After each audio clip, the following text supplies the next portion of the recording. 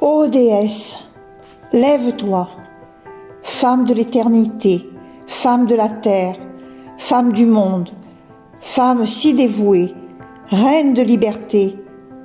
Comment ne pas t'honorer? Nous te saluons, ta force, ta puissance inégalée, ton éclat, nous te glorifions. Françoise Avril, mars 2021. Il y a 100 000 ans, dans l'Europe actuelle, les terres continentales changèrent de climat et d'orientation. Les montagnes n'existaient pas et on pouvait apercevoir éventuellement des petites collines. Les changements climatiques par les tremblements de terre se déplacent en direction de l'ouest autour de la Terre, ce qui veut dire que les Amériques du Nord et du Sud se séparaient entièrement de l'Europe, de l'Afrique et du Groenland. Les tremblements de terre sont produits par des décharges électriques explosives à travers les couches terrestres. Des courants électriques circulent en tout temps dans la Terre d'est en ouest et plus particulièrement aux époques de perturbations physiques indiquées par les taches du Soleil. Nous pouvons bien penser que lorsque la Lémurie fut engloutie sous les eaux, ce fut transformer les lignes côtières de tous les continents, tout simplement en les élevant et en permettant l'apparition d'îles de ci, de là. Lorsque les mouvements cataclysmiques se manifestèrent, les populations de la Terre commencèrent à se déplacer, partant de l'Inde du Sud, allant sur l'Afrique, qui était la terre la plus proche. De là, ils émigrèrent vers Hawaï, puis l'Amérique du Sud, puis l'Amérique du Nord et Madagascar, qui, elle, s'était détachée de l'Inde du Sud, puis vers les îles de Sumatra, de Java, de Bornéo, la Nouvelle-Guinée, l'Australie, la Nouvelle-Zélande et l'Europe. Une partie de l'Inde du Sud ne fut jamais submergée depuis des millions d'années. Le continent perdu de Kanyakumari ou continent de Mu.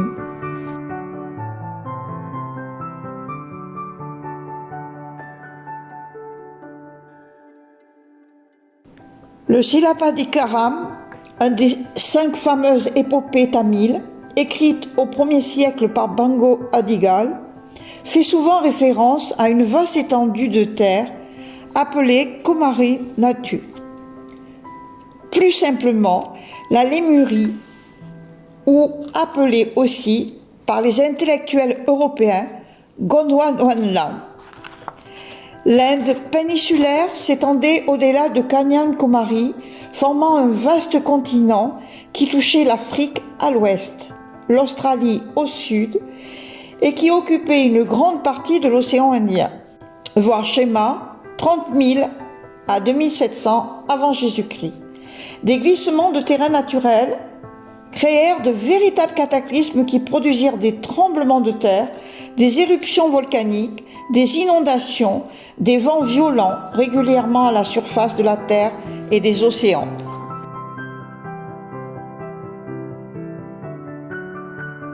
À la suite de ces mouvements telluriques, les Lémuriens ont colonisé l'Amérique du Nord et l'Amérique du Sud, la vallée du Nil, le Maroc, la Palestine et le continent de l'Atlantide, entre l'Europe et l'Amérique du Nord. Nous pouvons voir des écrits Mahalingan. Une des plus hautes montagnes de la Lémurie était le Mani Malé, où on extrayait des pierres précieuses ainsi que de l'or sur le mont Méru. Il est vrai que cette civilisation lémurienne n'était pas forcément avancée sur le plan technologique et scientifique comme de nos jours, mais sûrement et certainement possédait une culture où la conscience pure et l'intuition prédominaient. Nous pouvons assurer fermement que l'homme n'est pas originaire de la Terre, mais de bien d'autres planètes, et bien au-delà. En Lémurie, principalement féminine, il n'y avait aucune religion. Les bases fondamentales de la spiritualité étaient la puissance supérieure ou la croyance en une puissance supérieure, l'amour et le respect envers tout être vivant, ainsi que le respect pour la terre. Aucun être n'essayait de persuader l'autre. Chacun était différent et cependant se côtoyait dans la bienveillance pour tout. Lorsque la civilisation commence à évoluer, un code se déclenchait par une vibration qui ondule. La fin de la civilisation lémurienne est arrivée en même temps que celle de la civilisation atlante apparaissait. La conscience de la Lémurie est toujours présente. Elle est gardée vivante dans la terre de la planète. Cette mémoire est scellée, mais l'énergie est là. Vous pouvez remarquer que de plus en plus, qu'il y a un éveil et une connexion à la terre. De plus en plus, les personnes quittent la ville. Le respect, l'écologie vivante se déploient. Ce qui pourrait signifier qu'il y a à l'heure actuelle un tsunami qui se produit intérieurement en chacun de nous, un séisme intérieur où tout s'écroule, ainsi des concepts, de tous les systèmes de croyances qui n'ont plus leur place. Cela devient explorer l'inconnu, le changement et la transformation.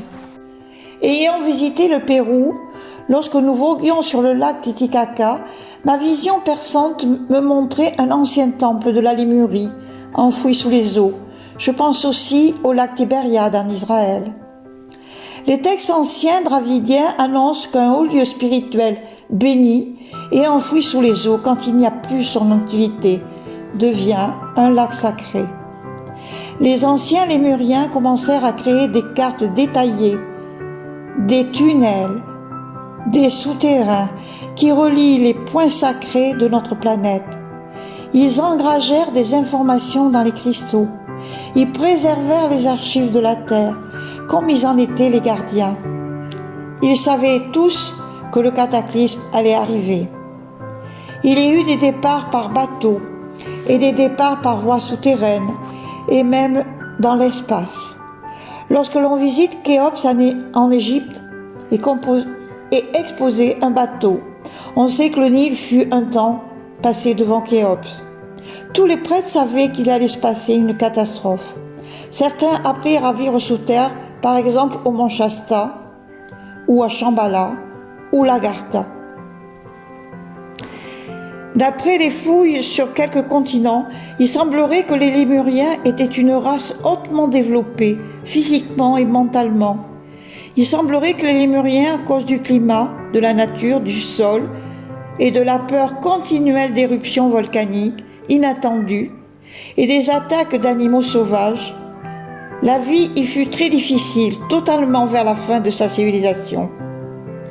Les Lémuriens avaient un lien sacré avec le monde subtil, c'est-à-dire la 5e et 6e dimension. Leur intuition était développée, la clairvoyance et la clairaudience aussi, ce qui veut dire qu'ils pouvaient ressentir si des dangers se présentaient et ainsi se préparer à quitter un lieu qui allait devenir dangereux. Par leur faculté spirituelle développée, ils pouvaient voir ou sentir par l'odeur un animal dangereux à une très grande distance. Ils avaient la possibilité de communiquer avec des animaux dans leur langage propre, mais aussi avec les fleurs, les elfes et tout ce qui touche la nature. Leur 6e sens était très développé.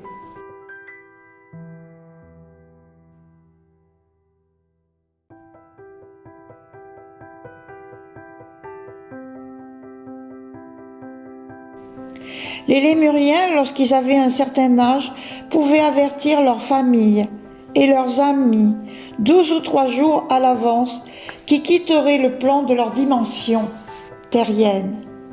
Il leur suffisait de se mettre en méditation sur un lieu qu'ils avaient choisi avant de décéder et quitter ce monde de la manifestation sans aucun problème.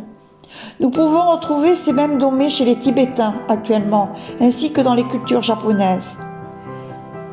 Les Lémuriens avaient développé toutes les vertus, ils avaient une plus haute idée de manifester les vérités. Toutes les civilisations naissent dans l'utérus de la femme. Alors l'énergie créatrice de l'humanité ne serait-elle pas de nature féminine? L'énergie féminine n'est-elle pas remplie de douceur, d'écoute, de compassion, de protection, d'harmonie, de bienveillance, de l'infini. Elles furent les premières déesses qui arrivaient sur la terre en Lémurie, hermaphrodites. Elles étaient aimées, choyées, écoutées, conseillaient leurs partenaires. Elles étaient des dirigeantes hors pair, éduquaient les enfants et les initiaient. Les déesses s'incarnaient en tant que déesses.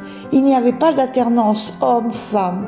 Ceci se passait en Lémurie, ainsi que beaucoup plus tard, durant la période sumère et mésopotamienne. Les premiers dieux, Enki, Enu, Sheva. Puis il y a eu un moment, une bataille de polarité. De plus en plus, les femmes ont été violentées, violées, massacrées, battues, reléguées au placard. Les religions n'ont rien fait pour arranger cela. Au contraire, elles favorisaient ces états de décadence vis-à-vis des femmes. Elles les enfermaient dans une croyance de souffrance, de déni, de peur du Très-Haut. Nous en sommes encore là aujourd'hui. Or, les femmes sont des chamanes par essence. J'ai eu la chance de travailler avec Black Elk, Archimaglaire, des chamans Gabon, Bolivie. J'ai rencontré grand-père Eric, le plus ancien des Amérindiens, Hopi, Canada, qui d'ailleurs m'a fait un cadeau d'un objet extrêmement précieux, une kachina.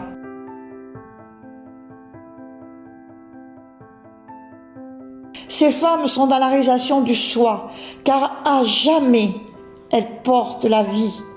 Et pour vous prouver que ce que j'écris, Jésus ou Joshua, Bouddha, était entouré de femmes. Les premières disciples reconnues de Joshua fut Marie-Madeleine, son épouse, et pour Bouddha, Yadoshara, son épouse. Les Indiens ou hindous pur sang lémuriens, pure lignée des peuples de langue aryenne, existent dans le sud de l'Inde, terre qui n'a jamais été submergée. C'est ainsi que l'on trouve des fresques dans certains temples montrant des êtres d'outre-espace, colonisant la terre. Ce sont ces Indiens d'origine lémurien, avec leurs prêtres Siddha Yogi, détenant un savoir et des pouvoirs étonnants.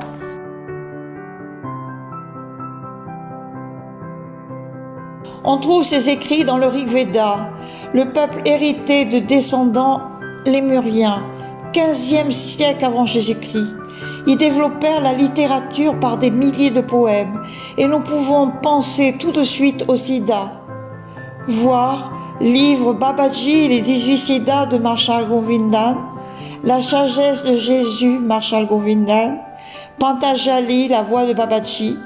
Le sanskrit fut leur langue nationale. L'architecture se manifeste en creusant dans les rochers ou dans les flancs de montagnes et la construction de temples souterrains. D'ailleurs, à ce propos, en 2006, nous étions en Égypte et nous avons visité un temple souterrain non ouvert et ignoré au public. Nous retrouvons tout ce brassage de races qui bougent, issus de la Lémurie, amenant de nouvelles idées, une nouvelle intelligence cosmique, avec des révélations universelles, religieuses et philosophiques. Dans le sud de l'Inde, le développement de la religion, de la philosophie brahmanique, conduit à la naissance de Bouddha, ceci vers le 5e siècle avant Jésus-Christ. Ce changement cosmique d'inspiration divine dans la vie religieuse naissait aussi ailleurs dans les textes de Confucius, guide des Chinois, Cyrus, le chef des Iraniens et les Chaldéens, en Grèce, chez Pythagore. Tout ceci correspond à des grands cycles liés à l'astrologie pour le développement de l'humanité. Ce brassage des races humaines actuelles ne vient-il pas des références associées à différents pays? Les Lémuriens, hommes et femmes que l'on pouvait qualifier pure race, semblent s'être mariés dans leur parenté.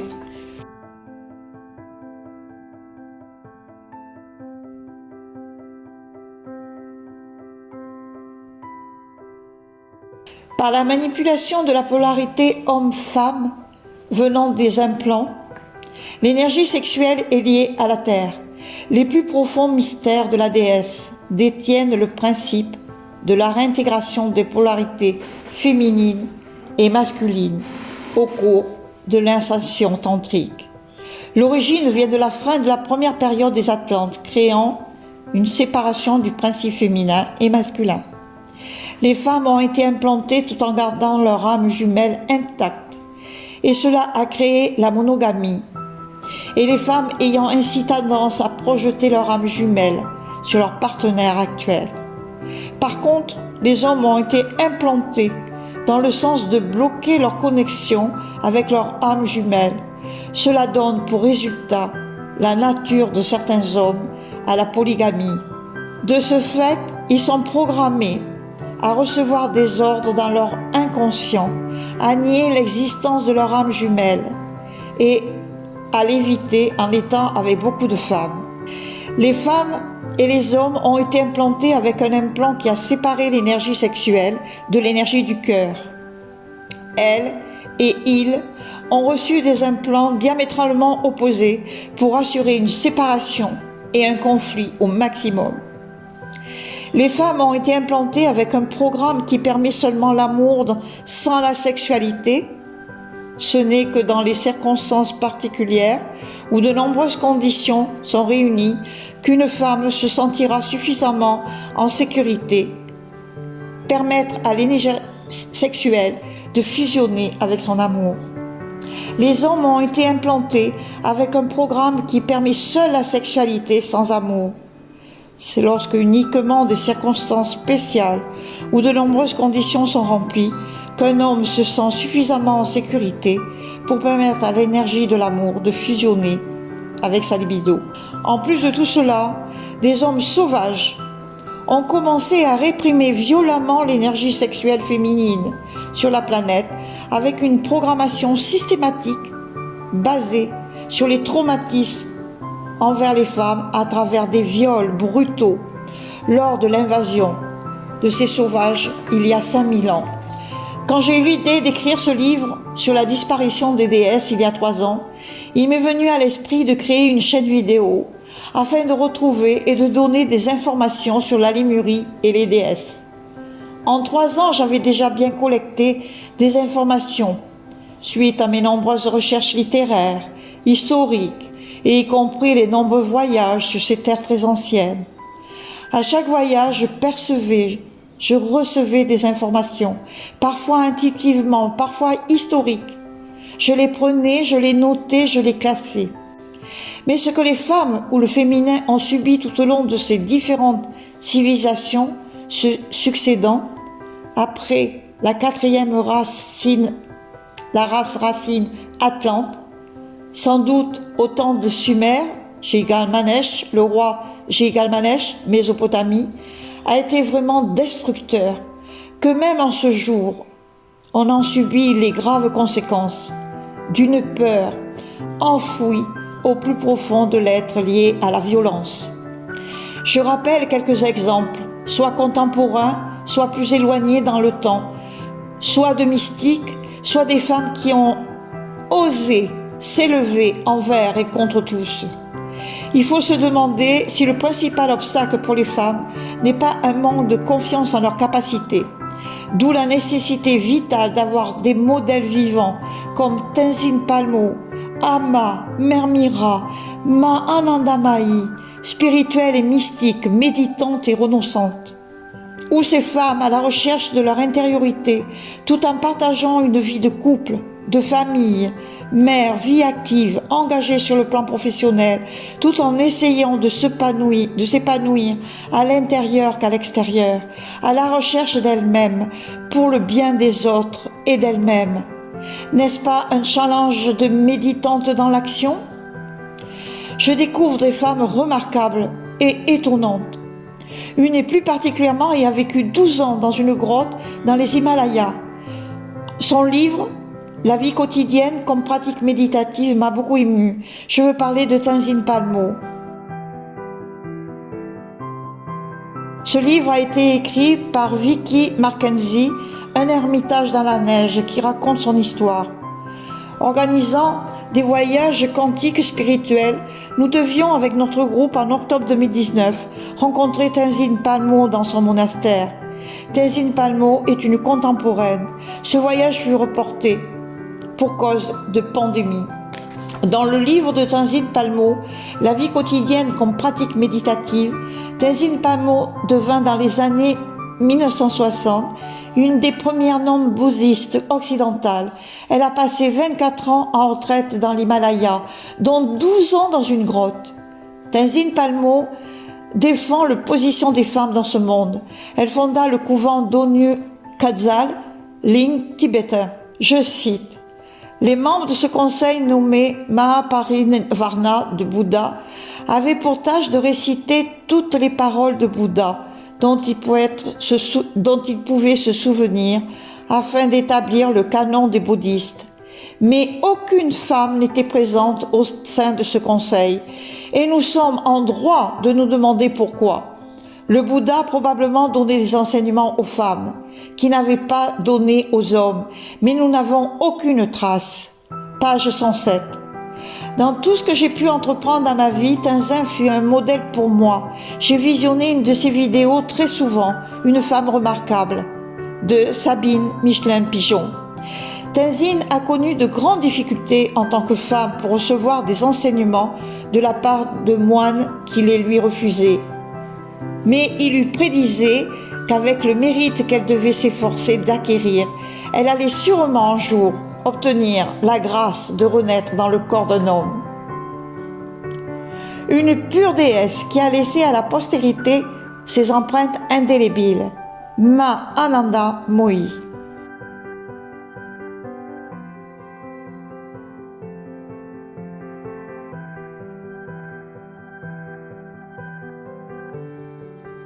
Ma Ananda Mohi est née en Inde. Son ashram est dans le nord de l'Inde, à Kankal.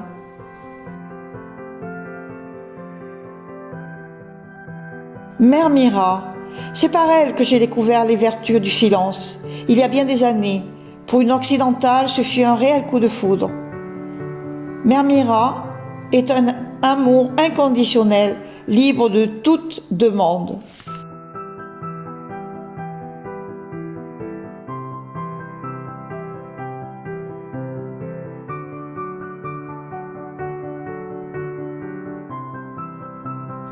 Connaissant Amma depuis 1992, c'est elle qui a pris une dizaine de millions de personnes dans ses bras.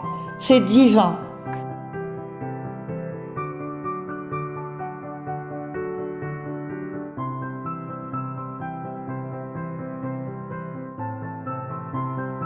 Puis, nous pénétrerons dans ce qui est le plus ancien. Près de nous, des êtres vivants, dans l'action de la vie. Simone Veil, par exemple.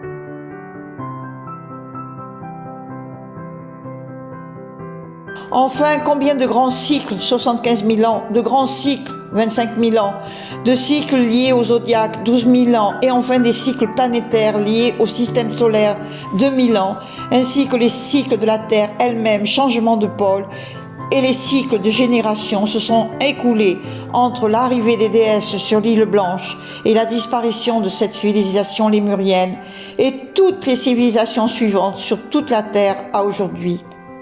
D'après la loi de l'Un, séance du 27-1-1980, nous quittons l'ère du Poisson pour entrer dans l'ère du Verseau. Femmes de toujours et dans le monde, mesdames, mesdemoiselles, vous possédez le pouvoir le plus immense de l'univers car vous êtes un.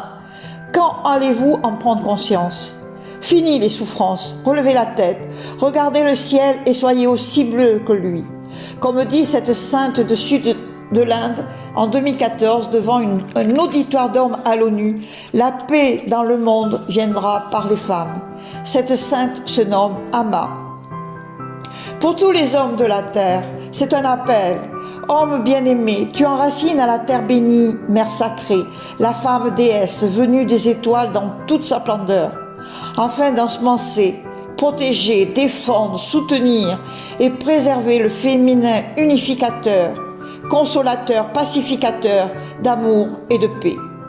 Qu'il en soit ainsi.